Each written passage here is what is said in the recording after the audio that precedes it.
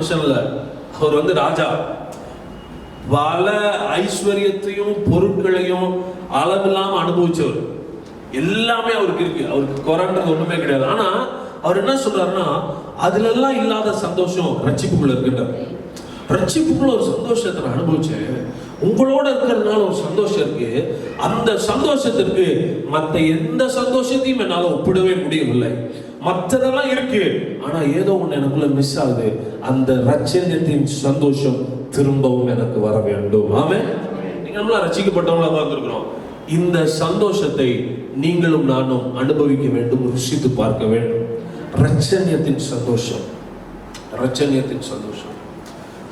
இயேசு பிறந்த போது, இயேசு பிறக்க போறாருங்கிற செய்தி வரும்போது, அந்த செய்தி எப்படி வருதுன்னா, இதோ எல்லா ஜனத்திற்கும் மிகுந்த சந்தோஷத்தை உண்டாக்கும் நற்செய்தி உங்களுக்கு சொல்லுகிறேன்.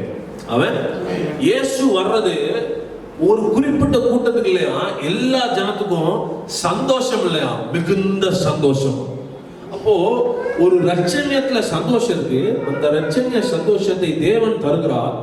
இயேசு வரும்போதே எல்லா ஜனத்திற்கும் அந்த சந்தோஷம் உண்டாகிறது. ஆமென். இப்போ இயேசு ஒரு இடத்துல என்ன சொல்றாருன்னா, உலகம் கொடுக்கிற பிரகாரமாக அல்ல, என்னுடைய சமாதானத்தை உங்களுக்கு வைத்து போகிறேன். ரெண்டு விதமான சந்தோஷத்தை பத்தி பேசுறாரு. உலகத்தினால் உண்டாகிற சந்தோஷம், நான் கொடுக்கிற சந்தோஷம். இது ரெண்ட குறிச்சு பேசுறாரு. இது ரெண்டுக்கு என்ன வித்தியாசம்னா, உலகத்திலிருந்து வருகிற சந்தோஷம் எப்படிப்பட்டதுன்னா வெளியிருந்து உள்ள வருது. தேவன் கொடுக்கிற சந்தோஷம் எப்படிப்பட்டதுன்னா உள்ள இருந்து வெளியே வருகிறது. உலக மனுஷனுக்கு சந்தோஷம் எப்படி வருதுன்னா, சூழ்நிலைகளினாலும் கைகளில் இருக்கிற பொருட்களினாலும் நடக்கிற சம்பவங்களினாலும் அவனுக்கு என்ன ஆகுது, சந்தோஷம். அவனுக்கு ஒரு குழந்தை பிறந்தா சந்தோஷப்படுவான், ஒருத்தர் செத்து போனா என்ன பண்ணுவான், துக்கப்படுவான். அப்போ சந்தோஷமும் துக்கமும் உலகத்துல எப்படி இருக்குன்னா, என்னை சுற்றி நடக்கிற சம்பவங்களை பொறுத்தும் எனக்கு இருக்கிறத பொறுத்தும் தான் அந்த சந்தோஷம் இருக்கு. என் சந்தோஷம் எதையோ ஒன்றை என்ன பண்ணிருக்கிறது, சார்ந்து இருக்கிறது. ஏதோ ஒன்றை சார்ந்து இருக்கிறது. ஏதாவது நடந்தாதான் என்னால சந்தோஷப்பட முடியும். இன்னைக்கு வந்த நன்மை நாளைக்கு மிஸ் ஆச்சுன்னா அதோட சேர்ந்து சந்தோஷம் என்ன ஆயிருது, போகுது. அப்போ உலகம் கொடுக்கிற சந்தோஷமோ சமாதானமோ தற்காலிகமானது, ஏதோ ஒன்றை சார்ந்தது, அது நிபந்தனைக்கு உட்பட்டது. ஆனா தேவன் சொல்றாரு, என்னுடைய சமாதானத்தை உங்களுக்கு என்ன பண்றேன், வைத்துட்டு போகிறேன். என்னுடைய சமாதானம் எப்படிப்பட்டதுன்னு சொல்றாருன்னா, என்னுடைய சமாதானம் எதையும் சார்ந்ததல்ல, அது தேவனை சார்ந்தது.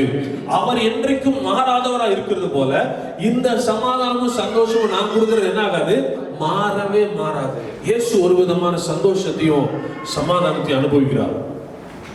அந்த சந்தோஷத்தையும் சமாதானத்தையும் அவர் அதிகமா அதை எடுத்து சொல்லலைனாலும் அவருடைய வாழ்க்கையில நடைமுறையா நம்மளால நிறைய பார்க்க முடியும். இயேசுக்கு பிறந்ததிலிருந்தே ஒரு மரண கொன்றுவேன்ற சத்தம் அவரை சுத்தி என்ன பண்ணிட்டே இருக்கு, வந்துட்டே இருக்கு. அவர் பிறக்கும் போதே என்ன பண்றான்னா, இந்த குழந்தையை கொல்றதுக்கு ராஜா பிளான் போடுறான். வளரும் போது என்ன பண்றான், இவரை கொன்றணும்னு நிறைய இடத்துல பிளான் பண்றான். கடைசியில கொல்லுவேன்னு சிலுவையில் என்னதான் பண்ணாங்க. அப்போ இந்த அவருக்கு விரோதமாக ஏவப்பட்ட இந்த மரண ஆயுதம் பிறவையில் இருந்தே, ஏன் பிறவையில இருந்து சொல்றதை விட வயிற்றில் இருக்கும் போதே அந்த இது. ஆனா இதுக்கு மத்தியில் அவர் எப்படி இருந்திருக்கிறார், சந்தோஷமா இருந்திருக்காரு, அவர் மகிழ்ச்சியா இருக்கிறார். யோசிச்சு பாருங்க, நம்மளை கொள்றதுக்கு 4 பேர் சுத்திட்டு இருந்தானா நம்மளால சமாதானமா இருக்க முடியுமா, சந்தோஷமா இருக்க முடியுமா? அப்போ ஒரு பயத்திலே தான் இருப்போம், எப்ப என்ன நடக்கும்னே. ஆனா இயேசு 33 வருஷமும் கொலை மிரட்டல் இருந்துட்டே இருக்கு. ஆனாலும் எப்படிதான் இருந்திருக்காரு, அதுதான் தேவனுடைய சமாதானம், அதுதான் அவருக்குள்ள இருந்த மகிழ்ச்சி. அவர் சொல்றாரு, உலகம் கொடுக்கிற பிரகாரம் நான் தரமாட்டேன், நான் கொடுக்கிற சந்தோஷத்துல ஒரு ஸ்பெஷாலிட்டி இருக்கு. என்னன்னா, அந்த சந்தோஷத்தை எந்த சூழலும் என்ன பண்ணவே முடியாது, கெடுக்கவே முடியாது, எந்த சூழலும் டிஸ்டர்ப் பண்ண முடியாது. சூழ்நிலை நான் கொடுக்கிற சமாதானத்தை கெடுக்க முடியாது. அப்படிப்பட்ட ரட்சண்யத்தின் சந்தோஷத்தை தேவன் தம்முடைய பிள்ளைகளுக்கு கொடுக்கிறார். ஆமென்.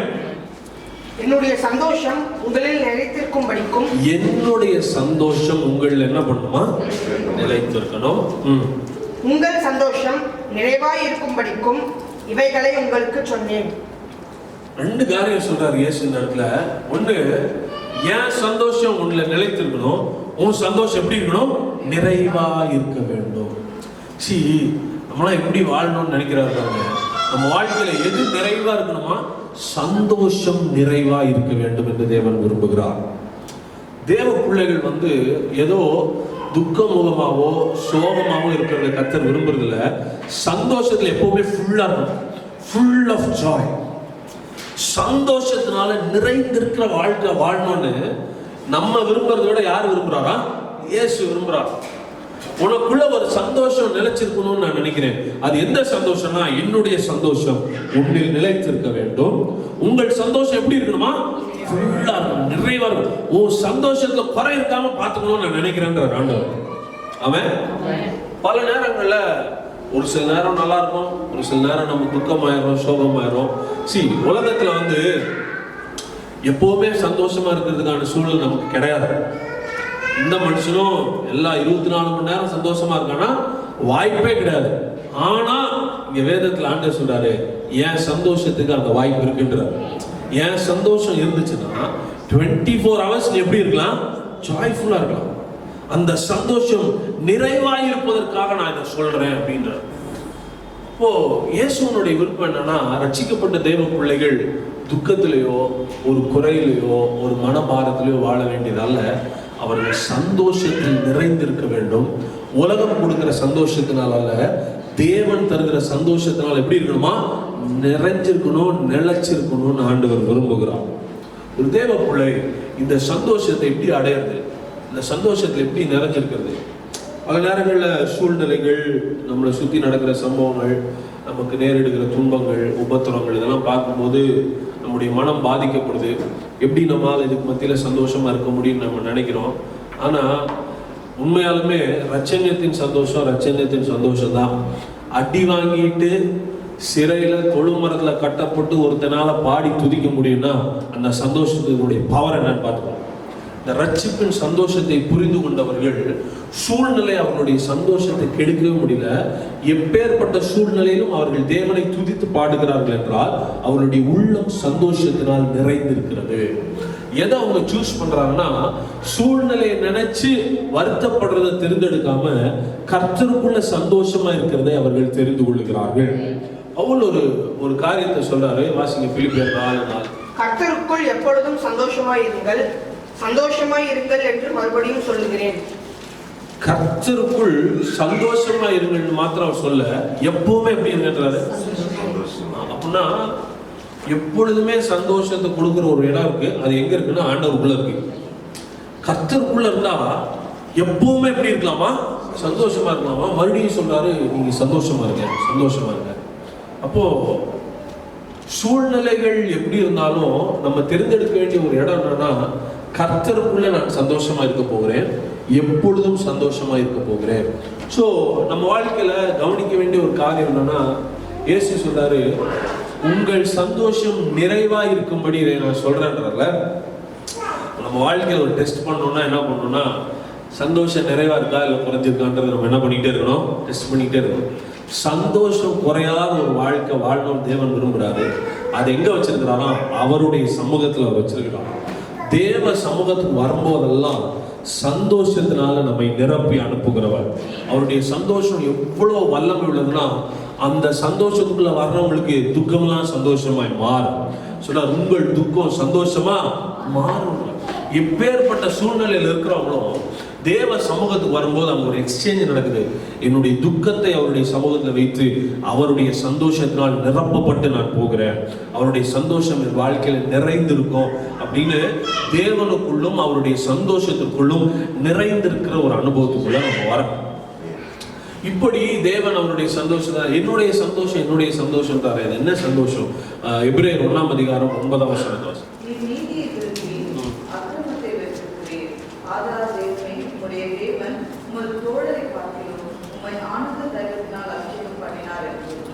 உம்முடைய தோழரை பார்க்கிலும் இயேசுவை குறித்து சொல்லப்பட்ட வார்த்தை, ஆனந்த தைலத்தினால் என்ன பண்ணியிருக்கிறாரா? அபிஷேகம் பண்ணியிருக்கிறார். ஜீசஸ், இயேசு எதனால அபிஷேகம் பண்ணப்பட்டிருந்தாரா? ஆனந்த தைல அபிஷேகம் அவர் மேல இருந்துச்சு. Oil of joy, anointing of joy, ஆனந்த தைல அபிஷேகம்.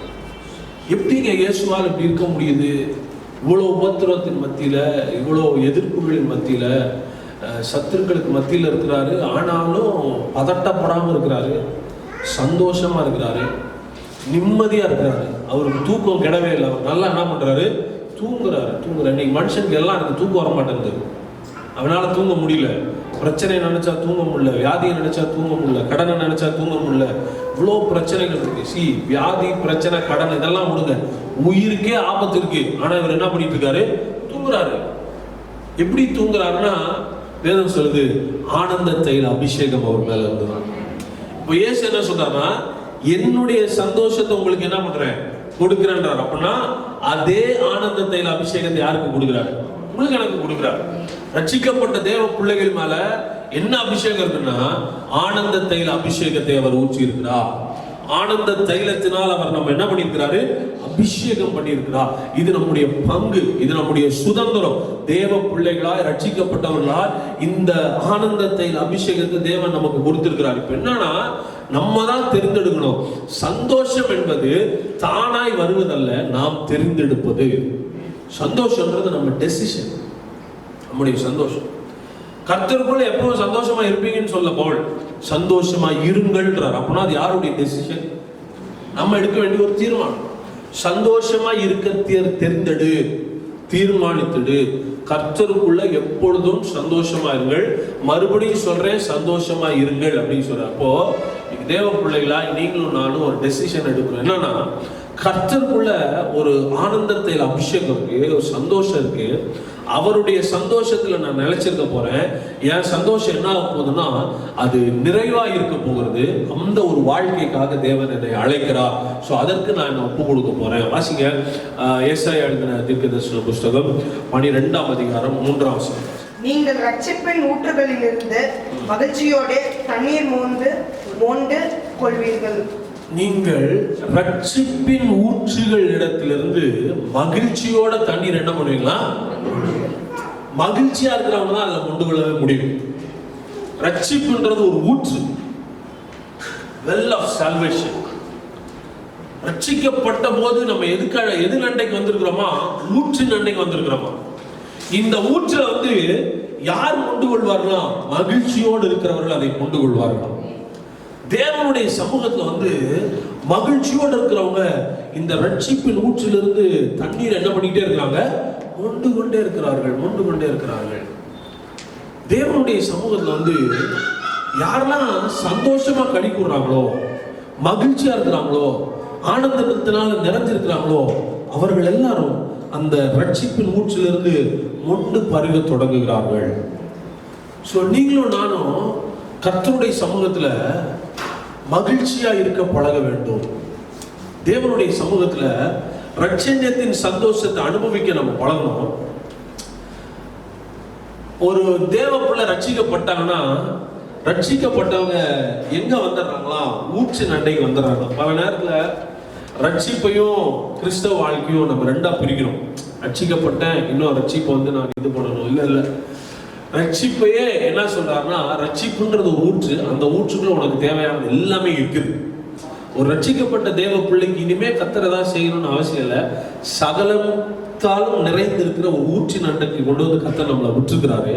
அங்க விட்டுட்டு என்ன சொல்றாருன்னா, மகிழ்ச்சியோட நீங்க என்ன பண்ணுங்க? மொண்டு கொள்ளுங்கள். மகிழ்ச்சியோட மொண்டு கொள்ளுங்கள். ரோமருக்கு எழுதின நிருபம் 14ஆம் அதிகாரம் 17ஆம் வசனம். தேவனுடைய ராஜ்யம் புசிப்பும் குடிப்பும் அல்ல, அது நீதியும் சமாதானமும் பரிசுத்த ஆவியினால் உண்டாகும் சந்தோஷமுமாய் இருக்கிறது. தேவனுடைய ராஜ்யத்தை குறித்து பவுல் சொல்றாரு, தேவனுடைய ராஜ்யம் புசிப்பும் குடிப்பும் அல்ல, அதில் நீதி இருக்கான், சமாதானம் இருக்கான், பரிசுத்த ஆவியினால் உண்டாகிற சந்தோஷம். அப்போ பரிசுத்த ஆவியானவர் நமக்குள்ள எதை உண்டாக்குறாரு? சந்தோஷத்தை உண்டாக்குறாரு. ஆவியில நிறைஞ்சிருக்கணும்னா என்ன அர்த்தம்? சந்தோஷத்தினால நிறைஞ்சிருக்கணும்னு அர்த்தம். நீங்கள் மதுபானத்திற்கு எதுவான வெறி கொள்ளாமல் ஆவியில் என்ன பண்ணுங்க? நிறைந்திருங்க. ஆவியில நிறைஞ்சிருங்கன்னா என்ன சொல்ல வர்றாருன்னா, சந்தோஷத்துல என்ன பண்ணுங்க? நிறைஞ்சிருங்க. ஆனந்தத்தில் அபிஷேகத்தினால என்ன பண்ணுங்க? நிறைந்திருங்க. ஆவியின் கனி என்ன? அன்பு, சந்தோஷம், சமாதானம். அன்பு, சந்தோஷமும் சமாதானமும் பொங்கி வழிஞ்சதுன்னா ஆவியில நிறைஞ்சிருக்கணும். தேவ பிள்ளைகள் ஆவியில நிறைஞ்சிருக்கிறவங்க நம்ம தோற்று போயிடணும்னு பயப்பட தேவையில்ல. ஆபத்து வந்துருமோன்னு பயப்பட தேவையில்லை, இந்த வியாதி பெருசாயிருமோன்னு பயப்பட தேவையில்லை, கடன் கட்ட முடியாம போயிருமோன்னு பயப்பட தேவையில்லை. கடன் இருக்கும் போது மத்தியில சந்தோஷமா இருந்து ஆவியில நிறைஞ்சிருக்கிறோம்னு அர்த்தம். ஆவியில நிறைஞ்சிருக்கும் போது சூழ்நிலை, அதாவது கர்த்தருக்குள்ள சந்தோஷமா இருக்கிறதுக்கு சூழ்நிலை மாறணும்னு அவசியம் இல்லை. சூழ்நிலை மாறலனாலுமே என்ன பண்ணலாம், சந்தோஷமா இருக்க நான் தெரிந்தெடுக்க. என்ன நடக்கும்னா, சந்தோஷமா இருக்க தெரிந்தெடுக்கும் போதே சூழ்நிலைகளை கர்த்தர் மாற்றுகிறார். சூழ்நிலை குறித்து நான் கவலைப்படும் போது சூழ்நிலைக்கு பவர் கொடுத்து நான் என்ன சொல்றேன்னா, சூழ்நிலை பெரிதாக்குகிறேன். சூழ்நிலைக்கு மத்தியில கர்த்தருக்குள்ள சந்தோஷமா இருக்க தெரிந்தெடுக்கும் போது கர்த்தரை நான் பெரிதாக்குகிறேன். அவர் அங்கே அற்புதங்களை செய்கிறார். ஆமென். இயேசு சீசரோட படகுல பிரயாணம் பண்ணும்போது பயங்கரமான காற்று அடிக்குது, புயல் அடிக்குது, அளவுள்ள வருது இல்லப்பா. இவங்கெல்லாம் புயலை நினைச்சு ஐயோ மடிந்து போகிறோம் நினைக்கும் போது உள்ள ஒருத்தர் சமாதானமா என்ன பண்ணிட்டு இருக்காரு, சேம் போட், ஒரே படகு தான். ஆனா அவர் படுத்து நித்திரை செய்யறதுனால அவர் என்ன சொல்றாரு, அவருக்கு என்ன நம்பிக்கைனா, புயலை பார்க்கலாம் என் தகப்பன் பெரியவர். இந்த புயல் எவ்வளவு பெரிய ஆபத்தை கொண்டு வந்தாலும் அதை விட பெரியவருடைய மடியில நான் படுத்திருக்கிறேன்ற ஒரு உணர்வும் விசுவாசமும் சந்தோஷமா இளைப்பாற பண்ணுகிறது, சமாதானத்தையும் அமைதியிலும் கொடுக்கிறது. முக்கியமா தேவன் இந்த சந்தோஷத்தையும் சமாதானத்தையும் எங்க நம்ம கொடுக்கிறார்னா, நம்முடைய இருதயத்துல ஊற்றுகிறவரா இருக்கிறார். இருதயத்துல ஊற்றார். நம்முடைய ஆழ் மனதுல என்ன இருக்குன்னா, அந்த ஒரு சமாதானத்தையும் சந்தோஷத்தையும் அனுபவிக்க தொடங்கணும். Experience that Joy. சி, பதட்டங்கள் இருக்கலாம். அதாவது நான் ஒரு காரியம் நான் சொல்வேன், நமக்கு இருதயம்னு ஒன்று இருக்கு, சிந்தைன்னு ஒன்று இருக்கு. சிந்தனையில பதட்டம் இருக்கலாம், சிந்தனையில கலக்கம் இருக்கலாம், ஆனால் இருதயத்தில் இருக்கக்கூடாது. புரியுதுங்களா? கடல் மேலதான் பந்தளிக்கும், உள்ள அமைதியில். ஓகே, தேவ பிள்ளைகளுக்கு சில நேரத்தில் உங்க சிந்தனையில பல காரியங்கள் குறித்து இது என்ன பண்ணலாம் தப்பு கிடையாது. ஆனா அதை எங்க இறங்கிடக்கூடாது, இருதயம் கவலைப்பட இறங்கிடக்கூடாது. இருதயம் எதுல காத்துக்கணும், சமாதானத்தினால காத்துக்கணும். இந்த சந்தோஷத்தின் நிறைவு எங்க இருக்குன்னா தேவ சமூகத்தில் இருக்கான். அவர் சொல்றாரு, தேவனுடைய ராஜ்யம் புசிப்பும் குடிப்பும் கிடையாது, அங்க நீதி இருக்கு, அங்க சமாதானம் இருக்கு, பரிசுத்த ஆவியினால் உண்டாகும் சந்தோஷம். அதாவது சமாதானத்துக்கும் சந்தோஷத்துக்கும் வித்தியாசம் இருக்குல்ல. சமாதானத்துக்கும் சந்தோஷத்துக்கு என்ன வித்தியாசம்னா, சமாதானம்னா ஜாய், சந்தோஷம்னா ஹாப்பினஸ். அன்பு, சந்தோஷம், சமாதானம், மூணையுமே ஆண்டவர் என்ன பண்றாரா, கொடுக்குறார். அப்படின்னா சந்தோஷமும் இருக்கு, சமாதானமும் இருக்கு. சமாதானம்ன்றத நீங்க எப்படி யோசிக்கலாம்னா, சமாதானம் அப்படின்றது நம்ம மனசுல இருக்கிற சமாதானம். சந்தோஷம்ன்றது வெளிப்படுத்த முடியும். சந்தோஷமா இருந்தா கண்டிப்பா வெளியே என்ன முடியும், சமாதானம் கூட வெளியே காமிச்சிக்காம இருக்கலாம், ஆனா சந்தோஷத்தை காமிக்காம இருக்க முடியாது. அப்ப ஆவியானவர் எதை கொடுக்கிறாரா, சமாதானத்தையும் கொடுக்கிறாரா, சந்தோஷத்தையும் கொடுக்கிறார். அப்பனா உள்ளேயும் அமைதிப்படுத்துறார், வெளியும் கொண்டாட்டத்தை கொடுக்கிறார், சந்தோஷத்தினால நிறைகிறார். சில இடத்துல எல்லாம் இயேசுவை குறித்து போட்டிருக்கோம், அவர் ஆவியிலே களி கூர்ந்து. ஆவியில களி கூர்ந்துன்ற வார்த்தை சாதாரணமான வார்த்தை கிடையாது, கொண்டாடி இருக்கிறார், கத்தி இருக்கிறார்னு அர்த்தம். களி கூர்ந்து, ஆவியில களி கூர்ந்துனா, இப்போ ஒரு ஒரு விளையாட்டுல ஒரு கேம்ல ஒருத்தன் 6 அடிக்கிறான், அவன் வின் பண்றான் அப்படின்னா அங்க ஒரு சத்தம், கொண்டாட்டத்தின் சத்தம் உண்டாடுது பாருங்களா, அதுதான் களி கூறுகள். ஏசு அப்பப்ப எதுல களி கூர்ந்துருக்கிறாரா, ஆவியில களி. அப்படின்னா என்ன அர்த்தம்னா, குதிச்சிருப்பாரு, பாடி இருப்பாரு, சத்தம் என்ன பண்ணியிருப்பாரு நமக்கு தெரியாது, ஆவியில களி கூர்ந்தாருன்னு போட்டிருக்கு. சி, தேவன் நமக்கு ஏதோ உன் துக்கத்துக்கு ஆறுதல் செய்வார், உன் கண்ணீரை தொடப்பார் மாத்திரம் இல்ல, சந்தோஷத்தையும் சமாதானத்தையும் அளவில்லாமல் கொடுக்கிறவர் தேவன். சந்தோஷத்தினாலும் சமாதானத்தினாலும் நம்மை நிரம்ப பண்ணுகிறவர், நிரம்பி வழியை செய்கிறவர். அவருடைய விருப்பத்தை சொல்றாரு, என் சந்தோஷம் உங்களில் நிலைத்திருக்கும்படிக்கும் உங்கள் சந்தோஷம் நிறைவா இருக்கும்படிக்கும் இவைகளை எழுதுகிறேன். ஆண்டவர் என்ன நினைக்கிறாருன்னா, நம்முடைய முகத்துலலாம் எப்பவுமே என்ன இருக்கணும்னு நினைக்கிறாரு, சந்தோஷத்தினால நிறைந்திருக்கணும்னு நினைக்கிறார். இந்த சந்தோஷத்துக்கு ஒரு பவர் இருக்கு. சந்தோஷத்துக்கு ஒரு பவர். இந்த சிலருக்கெல்லாம் ஒரு கிஃப்ட், எங்க இருந்தாலும் எல்லாரையும் சிரிக்க வச்சிருவாங்க. எப்பேற்பட்டாலும் என்ன பண்ணிடுவாங்க, சிரிக்க வச்சிருவாங்க. இதை நம்ம சும்மா நினைக்கிறோம், இது ஒரு கிஃப்டா மாத்திரம் நினைக்கூடாது, அதெல்லாம் ஒரு பெரிய பிளஸிங். மற்றவங்களுக்கு ஒரு சிரிப்பை கொண்டு வரதும், ஒரு சந்தோஷமான அட்மாஸ்பியர் என்ன பண்ணியிருப்பாங்கன்னா அப்படியே மெயின்டைன் பண்ணிக்கிட்டே இருப்பாங்க. நான்லாம் சிலரை பார்த்து அட்மையர் பண்ணுவேன். அவங்கெல்லாம் துக்கமாக இருந்து என் வாழ்க்கையில் நான் பார்த்ததே கிடையாது. கஷ்டங்கள் இல்லாத மனுஷன்லாம் யாரும் கிடையாது. ஆனால் அவங்க அந்த கஷ்டத்தை பெரிதிப்படுத்தாமல் சந்தோஷத்தையே என்ன பண்ணிட்டு இருக்காங்க, மெயின்டைன் பண்ணுறாங்க. ஒவ்வொரு தேவ பிள்ளையும் எப்படி இருக்கணும்னு கர்த்தர் விரும்புகிறாருன்னா, உனக்குள்ள அந்த சந்தோஷம் டேங்க் ஃபுல்லாகவே இருக்கணும்னு நினைக்கிறார். அந்த ஜாய் டேங்க் ஓவர் ஃப்ளோ ஆகிட்டே இருக்கணும். நீ போகிற இடத்துல மற்றவங்க அதை உணரணும்னு ஆண்டவர் விரும்புகிறார். அவன் நம்ம என்ன மாதிரி ஒரு அட்மாஸ்பியரை கிரியேட் பண்ணி வச்சிடோம்னா, பயபக்தின்ற ஒரு அட்மாஸ்பியர் வச்சுட்டு நம்ம உள்ள வந்தாலும் எல்லாரும் என்ன அப்படியே பாஸ்டர் வர சொல்லிட்டேன்.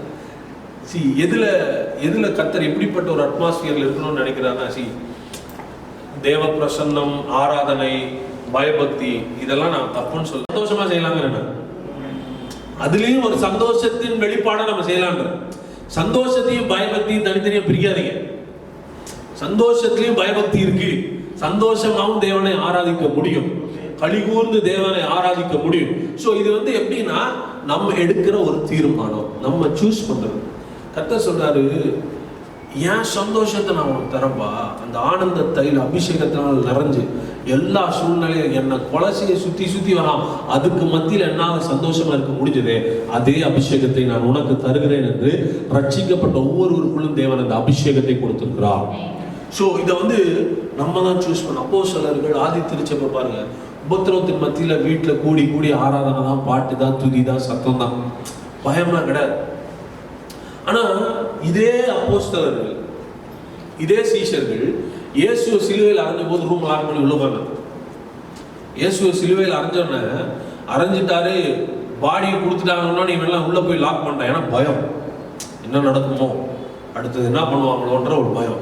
ஆனா அவர்களே ஆவியில் நிறைந்திருக்கும் போது வீட்டை திறந்து ஆராய்ச்சிட்டு இருக்காங்க. எல்லா வீட்லயும் சேம் கவர்மெண்ட், அதே கவர்மெண்ட் தான், அதே அரசாங்கம் தான்.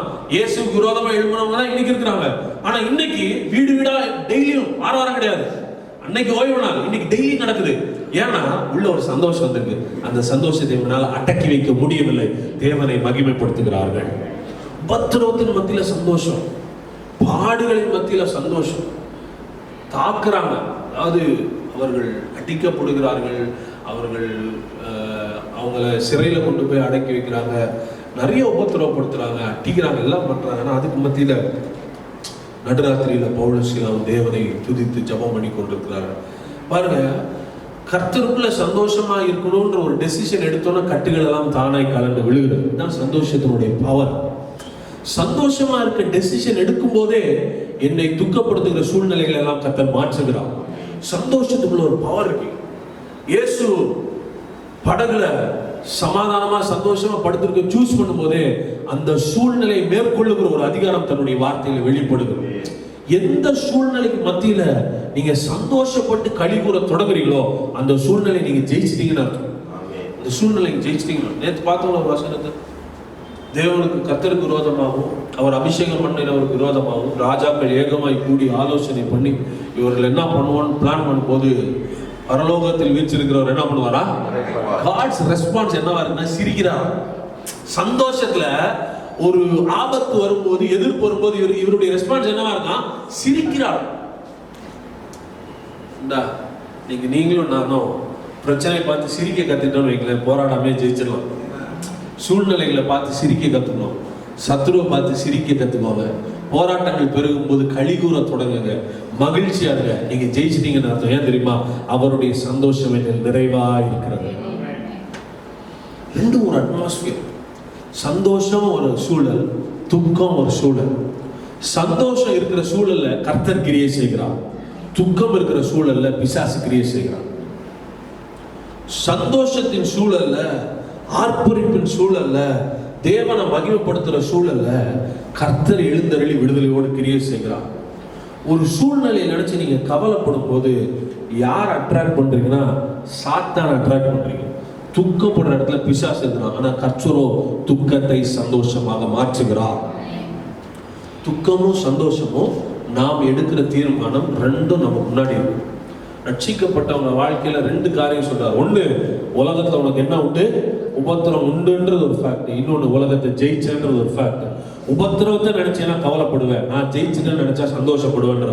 இது ரெண்டுல எது வேணும் நீ தீர்மானிச்சுக்கோ. ரட்சண்யத்தின் சந்தோஷமும் உனக்கு இருக்கிறது, உபத்திரவம் நிறைந்த உலகமும் இருக்கிறது.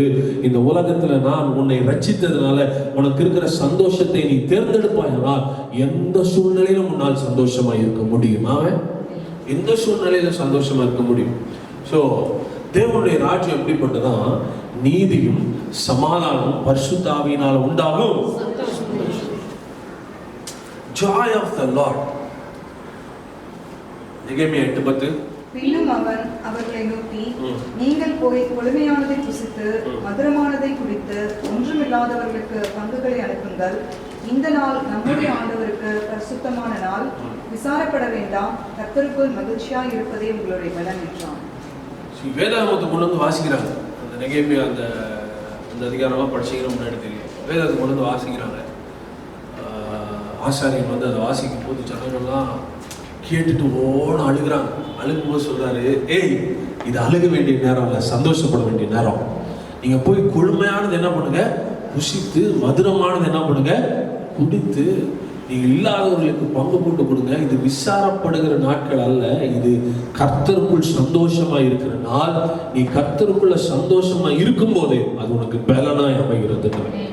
அவன் ஒரு ரட்சிக்கப்பட்ட தேவ பிள்ளைக்கு எது பிளஸ் பாயிண்ட், எது அவங்களுக்கு மிகப்பெரிய ஆதாயம், எது அவங்களுடைய பலன்னா, அவங்க கர்த்தருக்குள்ள எப்படி இருப்பாங்க, சந்தோஷமா இருப்பாங்க. ஒவ்வொருத்தருக்கும் ஒவ்வொரு அட்வான்டேஜ் இருக்கும். ஒருத்தருக்கு ஆள் பலம் இருக்கும், ஒருத்தருக்கு பண பலம் இருக்கும், ஒருத்தருக்கு அரசாங்கத்தில் இன்ஃப்ளூயன்ஸ் இருக்கும், பெரிய அதிகாரிகள்கிட்ட. அவங்களுடைய பலம் பாருங்க. சீஃப் மினிஸ்டருக்கு ஒருத்தர் க்ளோஸ் ஃப்ரெண்டுன்னு வைங்களேன், அவருடைய அட்வான்டேஜே யார் தான்? Chief minister. என்ன வேணும்னாலும் அவர்கிட்ட என்ன பண்ணுவார், சொல்லுவார். அவர் அப்போ அதுதான் அவருடைய அட்வான்டேஜ். அந்த சீஃப் மினிஸ்டர் போயிட்டாருன்னா இவருக்கு பலம் என்ன ஆயிடுச்சு, போயிடுச்சு. அப்போ அது இருக்கிற வரைக்கும் தான், அது இருக்கிற வரைக்கும் தான். எனக்கு ஒரு நல்ல வேலை இருக்கு, எனக்கு மாதம் ஒரு 5 லட்சம் சம்பளம்னா அதான் என்னுடைய அட்வான்டேஜ். அந்த 5 லட்சம் இருக்கனால என்னால் நல்ல வாழ்க்கை என்னால் என்ன பண்ண முடியுது. அந்த வேலை போச்சுன்னா என்னுடைய பலன் என்ன ஆகுது, போகுது. கிறிஸ்தவர்களுக்கு, தேவ பிள்ளைகளுக்கு வேதம் என்ன சொல்லுதுன்னா, உனக்கு பலன் என்ன தெரியுமா, கர்த்தருக்குள் மன மகிழ்ச்சியாக இருப்பேன். கர்த்தருக்குள்ள மன மகிழ்ச்சியாக இருப்பதுதான் உன்னுடைய அட்வான்டேஜ். அதை மிஸ் பண்ணிட்டீங்கன்னா யூ ஆர் பவர்லெஸ்ங்கிற. சந்தோஷமா இருக்கிறத மிஸ் பண்ணிட்டீங்கன்னா உனக்கு கையுடைஞ்ச மாதிரி இருக்கும். அப்ப அதனாலதான் பிசாசு என்ன பண்றான்னா, பிசாசுக்கு உங்களை வேதனைப்படுத்தணும்ன்றது அவன் அவசியம் இல்லை. அவனுடைய ஒரே வேலை என்னன்னா, உங்கள் சந்தோஷத்தை உங்கள்ட்ட இருந்து எடுத்து போடணும். உங்க சந்தோஷத்தை எடுக்கிறது தான் சுத்தி பிரச்சனை கொண்டு வரும். பிரச்சனை ஏதோ உங்களை டார்கெட் பண்ணி உங்களை சித்திரவதை பண்ணணும்லாம் கிடையாது. அவனுக்கு தேவை என்னன்னா, பிரச்சனை வர்றது பெருசு இல்லை, சந்தோஷம் போறதான் அவனுக்கு முக்கியம். ஸோ அப்போ என்ன பண்றான்னா, நம்முடைய முகத்துல, நம்முடைய இருதயத்துல அந்த சந்தோஷத்தை திருடுறான். அந்த சந்தோஷத்தை திருடும் போது நமக்கு என்ன ஆகுதுன்னா, பலவீனராகி எழுதுகிறோம். ஏன்னா அதுதான் கர்த்தருக்குள்ள சந்தோஷமா இருக்கிறது தான் நம்முடைய என்னவா இருக்கு, பலனா இருக்கு. இப்போ நீங்க இந்த குத்துச்சண்டை எல்லாம் பாத்தீங்கன்னா, ஒருத்தனுக்கு ரைட் ஹேண்ட் வரும், இன்னொருத்தனுக்கு லெஃப்ட் ஹேண்ட் வரும். இப்போ இந்த ரைட் ஹேண்ட்ல தான் ஒருத்தன் தாக்குறான்னா, எதிரி என்ன பண்ணுவான்னா, அவனுடைய ஃபோக்கஸ்லாம் எது மேலே இருக்குன்னா, இவனுடைய ரைட் ஹேண்ட் மேலே தான் இருக்கும். திரும்ப திரும்ப அடிச்ச இடத்துல என்ன பண்ணிக்கிட்டே இருப்பான், அட்டி அட்டி திரும்ப திரும்ப போட போட ஒரு கட்டத்தில் இவனால் அந்த கை என்ன பண்ணவே முடியாது, தூக்க முடியாம இருக்கும்போது அவன் ஈஸியா அவன் என்ன பண்ணிட்டு போறான்.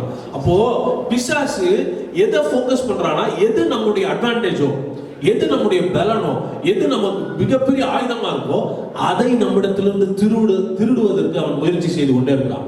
வேதம் சொல்லுது, உனக்கு எது பலன்னா, கர்த்தருக்குள்ள சந்தோஷமா இருக்கிற பாத்தியா, அதான் உன்னுடைய அட்வான்டேஜ்ங்கிறார். வேதம் சொல்லுது, கர்த்தருக்குள்ள சந்தோஷமா இருக்கிற பாத்தியா, ஆண்டவர் என்னை ரட்சித்துட்டார், ஆண்டவர் என்னை மீட்டு கொண்டார், கர்த்தர் எனக்காக யாவையும் செய்து கொண்டிருக்கிறார், அவர்தான் உன்னுடைய பரம தகப்பன், என்னுடைய இதெல்லாம் அவர் பார்த்துக்குவார்ன்ற சந்தோஷம் இருக்கு பாத்தீங்களா, அதுதான் உங்களுடைய பலன். அந்த சந்தோஷத்தின் மத்தியில பிசாசு என்ன பண்றான்னா, ஒரு பிரச்சனையை போட்டு சந்தோஷத்தை திருடுறான். என்ன பண்ணணும்னா, பிரச்சனையின் மத்தியில தான் ரொம்ப சந்தோஷமா இருக்க முயற்சி எடுக்கணும். அவன் ஏன்னா, ஆபத்து காலத்தில் சோர்ந்து போவாயானா உன் பலன் என்னானதுன்றாரு, குறுகின. ஏற்கனவே ஆபத்து, இந்த ஆபத்துல நம்ம என்ன கூடதான் சோர்ந்து போயிட்டோம்னா பலன் இழந்துடும். ஆனா ஆபத்துல சந்தோஷமா இருந்தா பலனை பெருக்குகிறோம் என்று அர்த்தம். அப்ப அந்த சந்தோஷத்தை பெருக செய்யற, சந்தோஷத்தை அனுபவிக்கிற அந்த ஒரு எக்ஸ்பீரியன்ஸ், அந்த ஒரு லைஃப் ஸ்டைல் நமக்குள்ள வரணும். இதை வந்து நீங்க பர்சனலா எக்ஸசைஸ் பண்ண ஆரம்பிங்க, தனிப்பட்ட விதத்தில் அனுபவிக்க தொடங்க, கர்த்தருக்குள்ள மன மகிழ்ச்சியா இருக்க பழகுங்க. அதுக்கெல்லாம் நமக்கு உதவி செய்யறதா ஆண்டவரை துதிக்கிறதும், கர்த்தர் செய்த நன்மைகளை நினைக்கிறதும். கர்த்தர் செய்த நன்மைகளை நீங்களே நினைச்சு நினைச்சு மனசுல சந்தோஷப்படுத்தும். சிலரெல்லாம் பாருங்க, சும்மா உட்காந்து திடீர்னு தனியாக சிரிப்பாங்க. என்ன சிரிக்கிறீங்கன்னா, ஏதோ நடந்தது என்ன பண்ணியிருப்பாங்க யோசிங்க, என் குழந்தை இப்படி பண்ணுச்சு, என் குழந்தை எனக்கு வந்து இப்படி பேசிச்சு, அதை நினச்சி நான் என்ன பண்ணுறேன், ஒரு ஒரு ஒரு சந்தோஷமான சூழ்நிலை நடக்குது, அது அங்கேயே விடுறதில்ல, திரும்ப மனசுக்கு கொண்டு வந்து என்ன பண்ணுறோம், நான் சொல்கிறேன், கர்த்தர் எத்தனை நன்மை செஞ்சிருக்கிறா, எவ்வளோ அதிசயங்களை செஞ்சிருக்கிறா, உட்கார்ந்து நினைச்சு சந்தோஷப்படுங்க. அதுதான் உங்களுடைய அட்வான்டேஜ், அதுதான் உங்களுடைய ஸ்ட்ரென்த், அதுதான் உங்களுடைய பலன். கர்த்தர் நன்மை செய்திருக்கிறார். சங்கீதக்காரர் சொல்றார், அவர் எனக்கு நன்மை செய்தபடியால் அவரை பாடுவேன். சங்கீதக்காரங்களாம் சந்தோஷமா இருக்கிறதுக்கு ஒரு வழி என்னன்னா, பாடிட்டே இருக்கிறாரு, நினைச்சு பாடுறேன். உங்களுக்கு என்னவா இருக்குது, ஆண்டவருக்கு நன்றி சொல்லுங்க.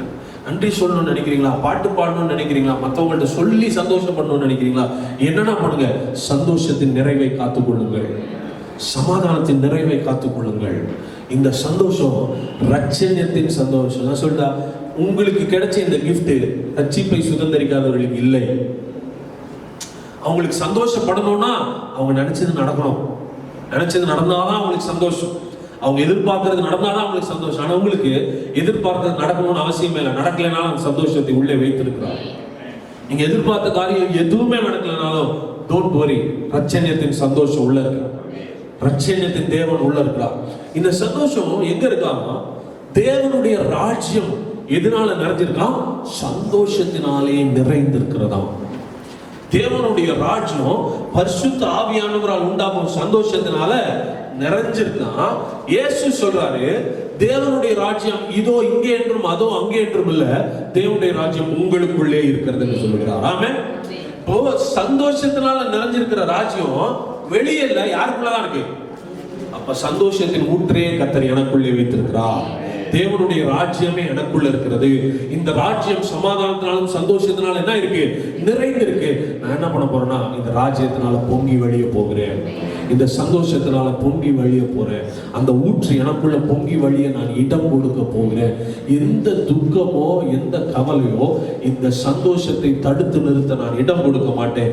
எனக்குள்ளே சந்தோஷத்தினால் நான் நிறைந்திருப்பேன் என்று நீங்களும் நானும் தீர்மானம் எடுக்க வேண்டும். ஆமென். கர்த்தருக்குள்ள சந்தோஷமா இருங்க. அந்த ராஜ்யம் சந்தோஷத்தினால நிறைஞ்சிருக்கு. அந்த ராஜ்யம் யாருக்குள்ளதான் இருக்கு, உங்களுக்குள்ளதான் இருக்கு. இந்த ரட்சண்யத்தின் சந்தோஷத்தை அனுபவிக்க தொடங்கிட்டோம்னு வைங்களேன்.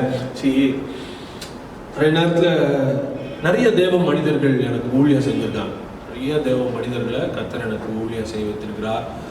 நிறைய பேர் என்னோட பழகினவங்க, அவங்களே அறியாம அவங்க எனக்கு ஊழியம் செய்வாங்க. அவங்களுடைய வார்த்தையினால, ஜெபத்தினால, ஆலோசனையினால பல விதங்கள் எனக்கு ஊழியம் செய்திருக்கிறாங்க. ஆனால் என்னுடைய அனுபவத்தில் நான் பார்த்தது என்னன்னா, எப்பேற்பட்ட மனிதர்கள் நமக்கு ஊழியம் செய்தாலும் நானே எனக்கு ஊழியம் செய்வதில் ஒரு ஸ்பெஷாலிட்டி இருக்கு. எனக்கு நானே ஊழியம் செய்கிற ஒரு தருணங்கள், எனக்கு நானே ஊழியம் செய்து கொண்ட தருணங்கள். வாழ்க்கையில சில கட்டத்துல யாராலும் உதவி செய்ய முடியாத, கூட இருக்க முடியாத, ஆறுதல் சொல்ல முடியாத கட்டத்துக்கு சில நேரத்தில் தள்ளப்படுறோம்ல, அங்கெல்லாம் பெஸ்ட் என்ன தெரியுமா, உங்களுக்கு நீங்களே ஊழியம் செய்கிற நேரம். அந்த நேரத்துல தான் எதை அனுபவிக்க தொடங்கும்னா, ரட்சண்யத்தின் சந்தோஷத்தினால என்னை நானே நிரப்ப பழகி கொள்ள வேண்டும். நம்ம எங்க ஸ்ட்ரகிள் ஆகிறோம், நமக்கு எங்க பிரச்சனை வருது அப்படின்னா, நம்ம என்ன பண்றோம்னா, ஒரு ஆபத்து வரும்போது தான் யாரையாவது தேடி போறோம், ஒரு கஷ்டம் வரும்போது தான் ஜெபம் பண்ண ஆரம்பிக்கணும். நான் என்ன சொல்றேன், நல்லா இருக்கிற நாட்கள்லயே கர்த்தருக்குள் மனமகிழ்ச்சியா இருக்க பழகுங்கள். Make it as a habit. அது ஒரு பழக்க வழக்கமா மாற்றுங்க, பழக்க வழக்கமா மாற்றுங்க. நல்லா இருக்கும் போதே கத்துக்கிறது நல்லது இல்லை. ஒரு சில பிள்ளைங்களாம் பெண் பிள்ளைகளா பிறந்துருச்சுன்னா, ஒரு குறிப்பிட்ட வயது வந்தோடனே பெற்றோர்கள் சமையல் என்ன பண்ணிடுறாங்க, கற்றுக் கொடுக்குறாங்க. சும்மா பக்கத்துல இருந்து பார்க்க, அம்மாவுக்கு ஹெல்ப் பண்ண பழகிறது. நாளைக்கு கல்யாணம் இன்னொரு வீட்டுக்கு போகும்போது கஷ்டப்படாம என்ன பண்ணுது, சமைக்குது. ஆனா அப்பெல்லாம் ஜாலியாக சுற்றிட்டு கல்யாணத்தப்ப சமையல் கற்றுக்கிற பிள்ளைங்க பார்த்தீங்கன்னா சமையல் புத்தகமாக தூக்கிட்டு சுற்றுது. ஆனால் செய்கிறது ஒன்று வாயில என்ன பண்ண முடியல. ஏன்னா ஆபத்துக்கு தான் என்ன பண்ணுறோம், முயற்சி பண்ணுறோம். நான் சொல்கிறேன், ஏன் அவ்வளோ எக்ஸ்டென்ட் விட்டுட்டு ஒரு கஷ்டம் வரும்போது எனக்கு யாராவது ஜெபம் பண்ணுவாங்களா, எனக்கு யாராவது உதவி செய்வாங்களா, எனக்கு யாராவது ஆலோசனை கொடுப்பாங்களா, அந்த ஊழியக்காரர் ஜெபம் பண்ணுவாரா, இந்த ஊழியக்காரர். நான் சொல்கிறேன், நல்லா இருக்கிற நாட்களிலே கர்த்தருக்குள்ள மனமகிழ்ச்சியாக இருக்க பழகணும். உங்களுக்கு சூழ்நிலைலாம் சாதகமா இருக்கும் போதே ஒரு மணி நேரம் ரூம்ல போய் உட்கார்ந்து கர்த்தருக்குள்ள மனமகிழ்ச்சியா இருந்து பலனை அதிகரித்துக் கொள்ளுங்கள். அப்படி நீங்க செய்யும் போது என்ன தெரியுமா, கஷ்டப்படும் போது உங்களுக்கு ஒருத்தர் வந்து தலைமையில கை வைக்கணும்னு அவசியம் இல்லை. நீங்களே அந்த சந்தோஷத்தினால் நிறைந்து அந்த சூழ்நிலையை ஜெயித்து விடுவீர்கள் என்று சொல்லுகிறேன். நாம கர்த்தருக்குள்ள அந்த மகிழ்ச்சியை கர்த்தர் மனுஷனுக்குள்ள வைக்கலாம், இன்னொருத்தருக்குள்ள வைக்கலாம், உங்களுக்குள்ளே வச்சிருக்கிறாரா. கர்த்தரோடு இணைந்திருக்கிற நேரங்கள் எல்லாம் அவருக்குள் இருக்கிற சந்தோஷத்தினால் நிறைந்திருக்கிற நேரங்கள். கர்த்தருக்குள்ள மனமகிழ்ச்சியா இருக்கிறது தான் உங்களுடைய பலன். அந்த பலத்தினால நீங்கள் எதையும் மேற்கொண்டு விடுவீர்கள், எந்த சூழ்நிலையும் மேற்கொண்டு நீங்கள் ஜெயம் எடுத்து விடுவீர்கள். ஆமென்.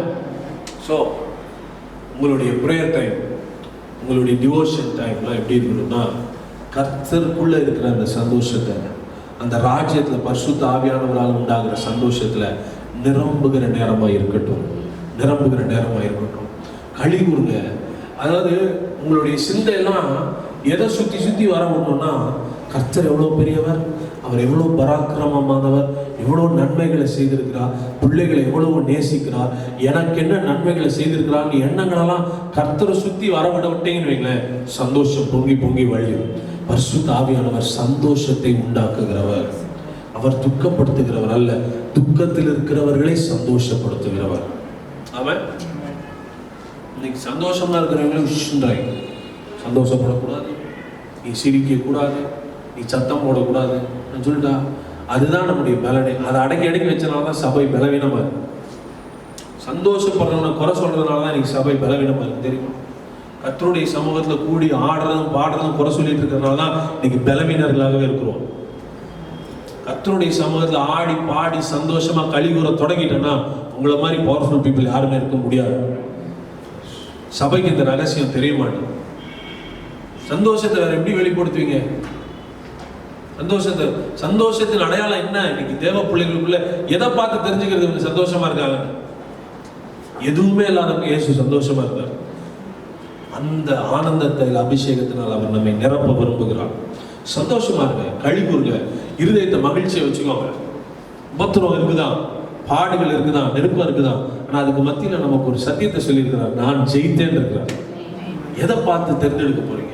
உங்க பிரச்சனை வரும்போது அங்க வரும்போது இங்க பயந்து உட்காராதீங்க. பிரச்சனையெல்லாம் கண்டுக்காம விட்டீங்கன்னா அதுதான் நீங்க அது கொடுக்குற பெரிய இன்சல்ட். பிசாசுக்கு இருக்கிற ஒரு குணாதிசயம் என்ன தெரியுமா? பிசாசு கவனத்தை ஈர்க்கிறதுக்கு ரொம்ப முயற்சி எடுக்கும். கவனத்தை ஈர்க்கிறதுக்கு ரொம்ப முயற்சி எடுக்கும். கவனத்தை ஈர்த்து அவன் இருக்கிறான்றது எல்லாம் என்ன பண்ணணும்? பார்க்கணும். கவனத்தை ஈர்க்கிறதுக்காகவே சிலர் செய்வான். அவன் பிரச்சனைய போராட்டத்தை கொண்டு வந்து வைக்கிறதுக்கு காரணம் என்னன்னா, நீங்க அவனை ரெகக்னைஸ் பண்ணணும், உங்க கவனம் அவன் பக்கம் திரும்பப்படணும்னு ரொம்ப ஆசை. இயேசு பிசாசை கன்சிடரே பண்ணல. இயேசு அவனுக்கு பண்ண மிகப்பெரிய இன்சல்ட் என்ன தெரியுமா? என்ன எல்லாரும் பார்க்கணும் வரவனை யாருமே கண்டுக்காம போயிட்டான்னு வைங்களேன், அவனுக்கு மிகப்பெரிய ஏமாற்றமா இருல. அது மாதிரி பிசாசு நம்ம வாழ்க்கையில கொண்டு வர ஒவ்வொரு பிரச்சனைக்கும் போராட்டத்துக்கும் என்ன அர்த்தம்னா, இவர்களுடைய கவனம் என் பக்கம் என்ன பண்ணணும்? திரும்பணும் நினைக்கிறேன். சொல்ல மகிழ்ச்சியா இருக்கிறவர்கள் பிசாசை அசட்டை பண்ணுகிறார்கள். சூழ்நிலைக்கு மத்தியில கவலைப்பட்டீங்கன்னா உங்க கவனத்தை அவன் என்ன பண்ணிட்டான்னு அர்த்தம்? ஈர்த்துட்டான்னு அர்த்தம். மகிழ்ச்சியா இருந்தீங்கன்னா நீங்க அவனை கண்டுக்கவே இல்லைன்னு அர்த்தம். அவனுடைய திட்டங்கள் அங்கே பழிக்காது. தேவ பிள்ளைகள் எதை தேர்ந்தெடுக்கணும்னா, டு பி ஜாய்ஃபுல், சந்தோஷமா இருக்கிறதையும் மகிழ்ச்சியா இருக்கிறதையும் தேர்ந்தெடுக்க பழகணும். இயேசு சொல்றாரு, இந்த உலகத்தின் அதிபதி வரான், அவனுக்கு என்னிடத்தில் ஒன்றும். அப்படின்னா என்ன அர்த்தம் தெரியுங்களா? அவன் என்னென்னமோ பண்ணி பார்த்தான், என்கிட்ட இடமே அவனுக்கு இல்லைன்ற, நான் அவனெல்லாம் மதிக்கிறதே இல்லைன்ற. இன்னைக்கு நம்ம பல நேரத்துல தேவனை கனப்படுத்துறதோட பிசாசையும் அவனுடைய பிரச்சனைகளையும் கனப்படுத்தி வச்சிருக்கோம். நோ, ரச்சனையத்தின் சந்தோஷத்தை உங்களுக்கு கொடுக்குறேன். மகிழ்ச்சியா இருப்பதான் உங்களுடைய பலன் என்று கர்த்தர் சொல்லுகிறார். ஆமென். ஸோ இன்னைக்கு இதை தியானிங்க. இன்னைக்கு போதிக்கப்பட்ட இந்த வசனங்களை, கற்றுக்கொண்ட இந்த வசனங்கள் எல்லாம் உங்க இதயத்துக்கு எடுத்துட்டு போய் தியானிச்சுட்டு கர்த்தருக்குள்ள எப்படியெல்லாம் சந்தோஷமா இருக்கலாம்னு ஒரு டெசிஷன் எடுக்கணும். சிலருக்கு பாடல்களை பாடி கேட்கும்போது சந்தோஷமா இருக்கும், சிலருக்கு வசனங்களை படிக்கும் போது சந்தோஷமா இருக்கும். பல விதங்கள் இருக்கலாம். நீங்க என்ன பண்ணுங்கன்னா, சந்தோஷத்தினால் உங்களை நிரப்ப பழகுங்கள், கர்த்தருக்குள்ள கலிகூற பழகுங்கள். ½ மணி நேரம்ல, 1 மணி நேரம் முடியாது பிரதர் அப்படின்னா ½ மணி நேரம்ல ஸ்டார்ட் பண்ணுங்க. இந்த அரை மணி நேரம் உங்களுக்கு என்ன நேரமா இருக்கணும்னா, கர்த்தருக்குள்ள மன மகிழ்ச்சியா இருக்கிற நேரமா இருக்க வேண்டும். அந்த நேரத்துல கர்த்தருக்குள்ள சந்தோஷமா இருக்கிறதுக்கு என்னெல்லாம் பண்ணணும்னு நினைக்கிறீங்களோ அதெல்லாம் பண்ணிருக்கணும். எக்ஸசைஸ் பண்றவங்க நாள் ஃபுல்லா எக்ஸசைஸ் பண்றதில்ல, ஒரு நாளைக்கு ½ மணி நேரம் இல்லை 1 ஹவர் தான் எக்ஸசைஸ். ஆனா அந்த கன்சிஸ்டன்சி அவங்களுக்கு என்ன பண்ணுதுன்னா, அவங்க சரீரத்தை ஆரோக்கியமா வச்சுக்கும். நாள் ஃபுல்லாலாம் பண்ண மாட்டாங்க, ஒரு நாளைக்கு அரை மணி நேரம் இல்லை 1 மணி நேரம். அதை செய்து வருகிறதுனால அவர்களுடைய சரீரத்தில் நல்ல ஒரு ஃப்ரீயா ஃபீல் பண்றாங்க, ஆரோக்கியமா இருக்கிறாங்க, அவங்களுக்கு எந்த சோர்வு இதெல்லாம் வரதில்லை.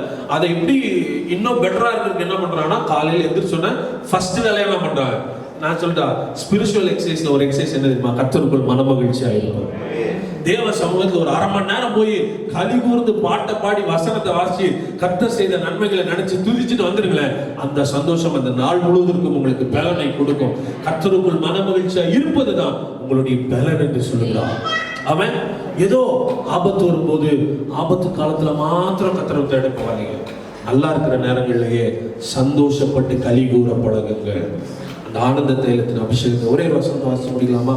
உமது ஆலயத்தில் உள்ள சம்பூரணத்தினால் திருப்தி அடைவார்கள், உமது பேரின்ப நதியினால் அவர்கள் தாகத்தை தீர்க்கிறீர்கள். கவனிங்க, உம்முடைய ஆலயத்தில் உள்ள சம்பூரணத்தினால் அவங்க என்ன பண்ணுவாங்க, திருப்தி அடைவார்கள். வாசிங்க. உமது பேரின்ப நதியினால் அவர்கள் தாகத்தை தீர்க்கிறீர்கள். ஓகே, ஆலயத்தில் என்ன இருக்கான், சம்பூர்ணம் இருக்கான். ஆலயத்தில் என்ன இருக்கான், பேரின்ப நதி. இப்ப சொல்லுங்க, யார் ஆலயம்? எனக்குள்ள கர்த்தர் சம்பூர்ணத்தை வைத்திருக்கிறார், எனக்குள்ள பேரின்ப நதி இருக்கிறது. இந்த நதி ஓபன் பண்ணி நான் கழி கூற போகிறேன். நதியை வெளியிருந்து எதிர்பார்க்காதீங்க.